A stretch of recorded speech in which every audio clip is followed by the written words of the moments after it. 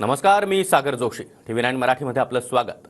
आणि बुलेटिनच्या सुरुवातीलाच बातमी आहे विधानसभा निवडणुकीच्या मतदानासंदर्भात. राज्यामध्ये काल दिवसभरात 65.2% मतदानाची नोंद झाली आहे. 2019च्या तुलनेमध्ये राज्यात मतदानाची टक्केवारी ही जवळपास 4% वाढली आहे. कोल्हापूर जिल्ह्यामध्ये सर्वाधिक 76.25% मतदान झालं आहे, तर मुंबई शहरामध्ये सर्वात कमी 52.7% मतदानाची नोंद झाली आहे. करवीर मतदारसंघामध्ये सर्वाधिक 84.79% इतकं मतदान झालंय. तर महाराष्ट्रामध्ये 65.2% मतदानाची नोंद. त्यामध्ये आपण पाहतोय की अहिल्यानगर जिल्ह्यामध्ये 2024 म्हणजे अर्थात आत्ता 71.73%, जे 2019ला 69.77% होतं. अकोल्यामध्ये 64.98%, तेच मतदान 2019ला 58.8% होतं. अमरावतीमध्ये काल झालेल्या निवडणुकीमध्ये 65.57% मतदानाची नोंद, तर 2019ला 60.88% मतदान झालं होतं. संभाजीनगरमध्ये आपण पाहतोय काल 68.89% मतदान झालेलं आहे, तर 2019ला 66.1%.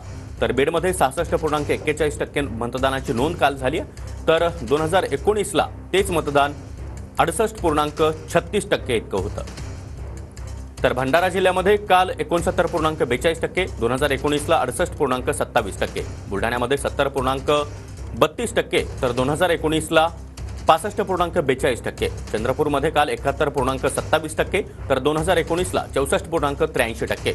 धुळ्यामध्ये 64.70% काल नोंद झाली आहे, तर 2019ला 61.61% इतकं मतदान झालं होतं. तर गडचिरोलीमध्ये काल 73.68% नोंद झालेली आहे, तर 2019ला 70.34% इतकं मतदान पार पडलं होतं. गोंदियामध्ये आपण पाहतोय 69.53% मतदान काल झालंय, तर 2019ला 67.18%. हिंगोलीमध्ये काल 71.10%, तर 2019ला 69.18%. जळगावमध्ये काल 64.42%, तर 2019ला हेच मतदान 61.33% इतकं होतं. जालन्यामध्ये आपण पाहतोय की काल 72.30% मतदान झालेलं आहे, तर 2019मध्ये 67.34% इतकं मतदान झालं होतं.